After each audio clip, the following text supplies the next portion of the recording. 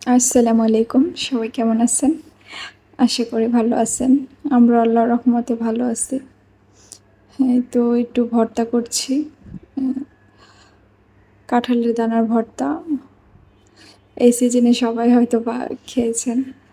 তো আমরাও খাই মাঝেমধ্যেই। তো আর একটু দেশি ছোট আলু দিয়ে ভর্তা করব। ওইটা অর্ধেক ছিলে নিছি আর সিল্কা সহ মজা লাগে খেতে। তো এই ২ পদে ভর্তা করলাম। ২ টা একই প্রসেসিং, তো এর জন্য দেখালাম না। এই তো এদিকে একটু পেঁপে ভাজি করছি, আর একটু কাসকি মাছ রান্না করব, আর টক রান্না করব। এই তো টক আর ভাজি একসাথে বসিয়ে দিচ্ছি, আর এদিকে কাসকি মাছটাও রেঁধে নিছি। তো এই দুপুরের খাবার দাবার আজকে। তো এদিকে আমি একটু ঘর টর গুছিয়ে নিচ্ছি। এদিকে আমাদের বেডরুমটা গোছানো হয়ে গেছে, তো ছেলের বেডরুমটাও গোছাতে চলে আসছি। এটা একটু গুছিয়ে নিচ্ছি। তো যেহেতু বাচ্চাদের বাসা, তো একটু পরপরই গোছাতে হয়। তো এটা ভালো করেই জানেন যারা মারা আছেন।